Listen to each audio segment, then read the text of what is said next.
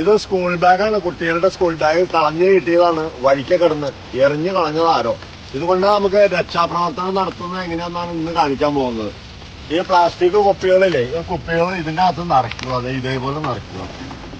വെറുതെ കളഞ്ഞിട്ടേക്കുന്ന റോട്ടിൽ കിടക്കുന്ന പ്ലാസ്റ്റിക് ഇതുപോലെ കുപ്പികളെടുത്ത് ഇങ്ങനെ നിറച്ച് നിറയ്ക്കുക.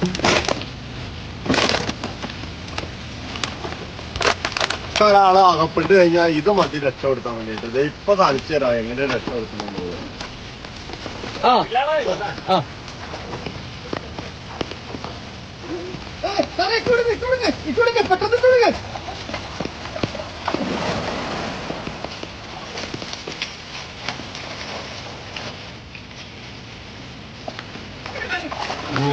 ഇങ്ങനെ ഒരു ബാഗ് മതി നമുക്ക് മുങ്ങി പോണവരെ രക്ഷപ്പെടുത്താൻ.